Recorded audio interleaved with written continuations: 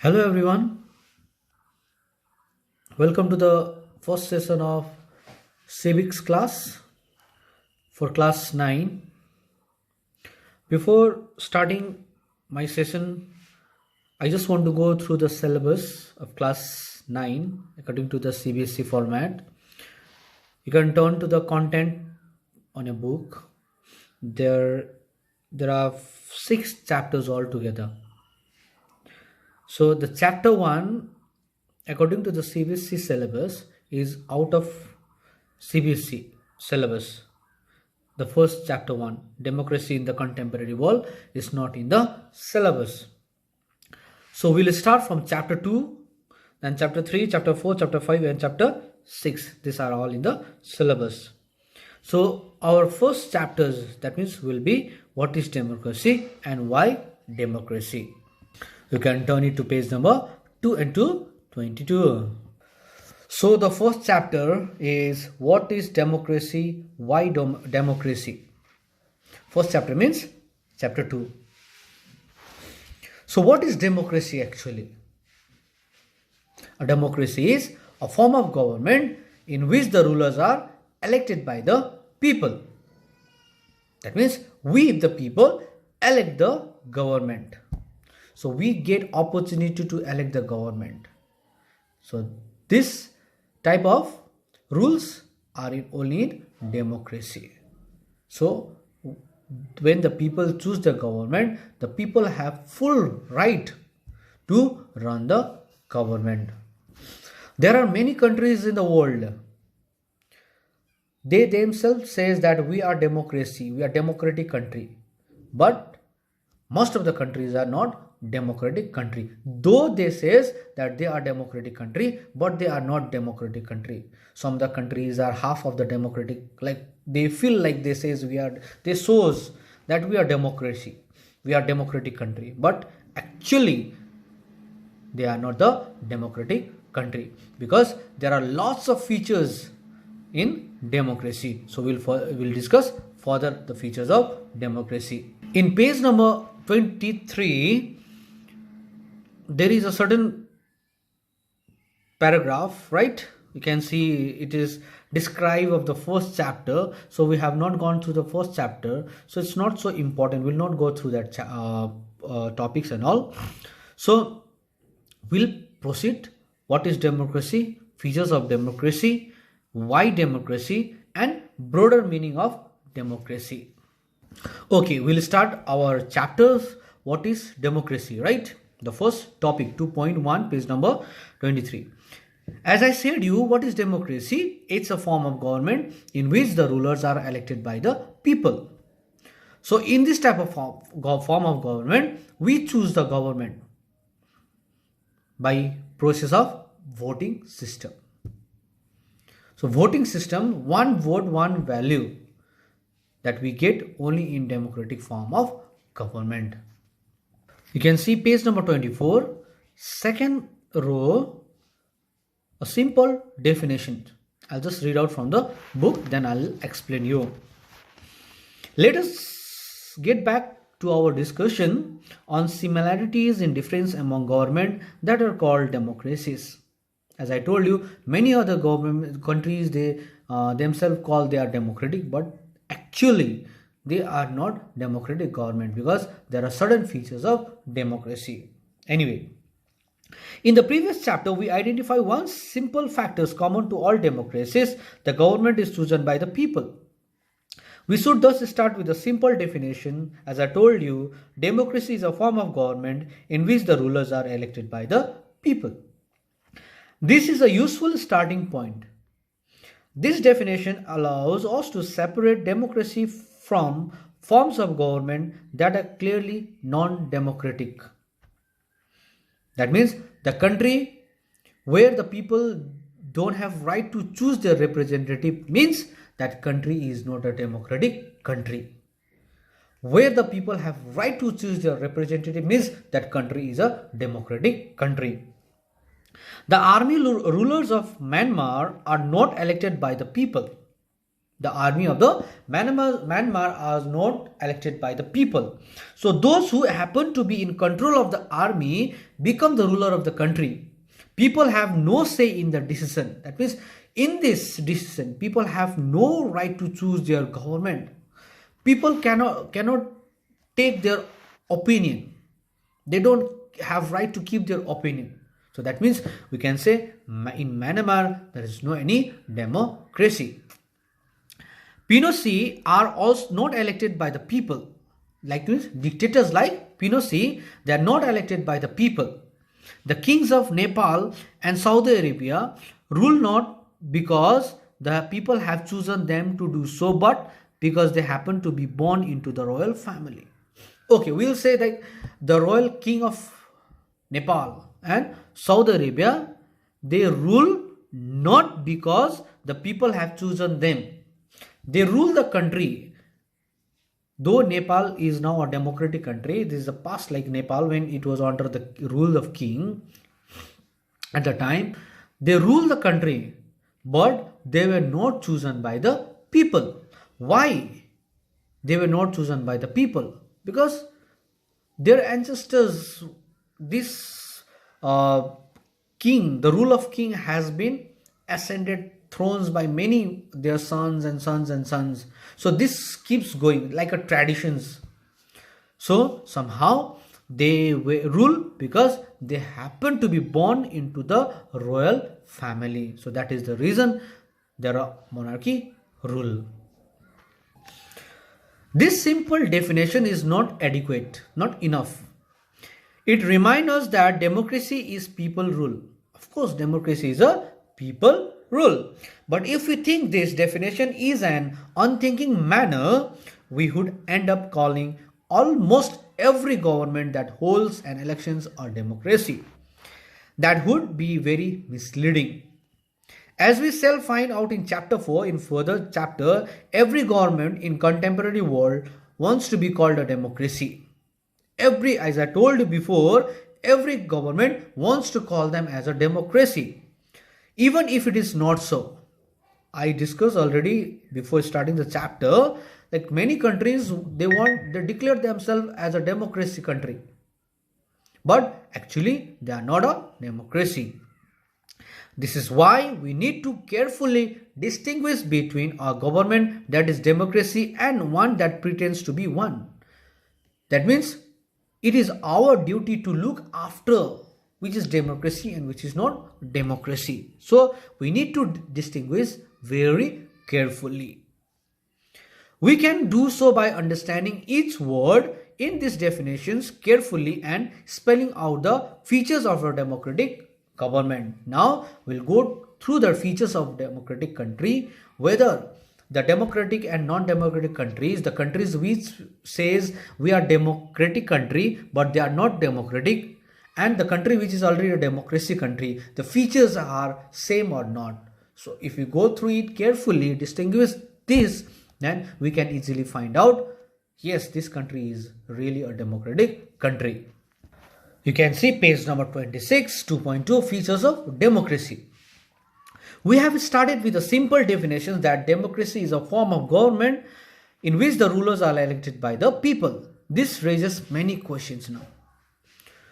Who are the rulers? In these definitions, it is written in which the rulers are elected by the people. It means who are the rulers in this definition? Which officials must be elected for any government to be called a democracy? Which decisions may take by non-elected officials in a democracy? What kind of elections constitutes a democratic election? What condition must be fulfilled for an elections to be considered democratic? There are many questions regarding this democratic countries. Who are the people who can elect the rulers or get elected as rulers?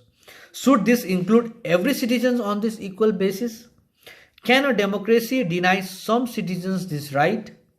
Finally, what kind of form of government is a democracy? Can elected rulers do whatever they want in democracy? Or must a democratic government functions with some limits? Is it necessary for a democracy to respect some rights of the citizens? Let us consider each of these questions with the help of some examples. going through major decisions elected by the leaders, I just want to answer these few questions, whatever the questions has been asked over here, doubts and all. I just want to clear it. Now, the first thing, in the features of democracy, the rulers are always elected by the people, as I told you. Next, free and competitive elections are held. Free and fair competitive elections are held, in which people have right to choose their ruler. Each adult, irrespective of religion, education, caste, color, wealth, have one vote, one value. So that means there is no any discriminations in terms of religions, caste, education, color, wealth. Every citizens, that means in our country India, the plus 18, that means after age of 18 we get right to vote. That means our one vote means one value. That means no one can take away our right. So that means in democratic country or in democracy country, that means after 18 years of age, they have right to choose their ruler by casting vote. Rule of law means it has to be equal for each and every citizens. In some other countries, what happens? The rules changes according to the status of the people. But in democracy country, the law must be equal for each and every people, either that is rich, poor, black, white, in terms of religion, education, caste, everything, whatever. That means law should be equal. So another point, the right of the citizens must be protected through constitutions. We have our constitutions, our country have constitutions, right? So that means our right should be protected through the constitutions. Another, there must be an independent judiciary. Independent judiciary, that means no any biased. There should not be any bias under the judiciary system. So these are some points that I have discussed these points. So please go through this, whatever I just said just now, put in your mind. So these are the things that should be in a democratic country.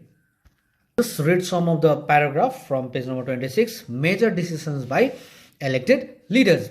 In Pakistan, what happened? This government, General Pervez Musharraf, led to a military coup in October 1919. He overthrew a democratically elected government and declared himself the chief executive of the country. So that means in October 1999, this Pervez Musharraf, General Pervez Musharraf in Pakistan, he led a military coup. He made a group of military, and 1999 he overthrew the democratically elected government. He threw the government and he himself declared the president of the country. That means you can say the chief executive of the country.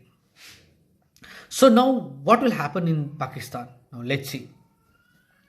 Later he changed his designations to president. That means first he declared himself as a chief executive, but later on he changed his designation, calling himself a president of the country.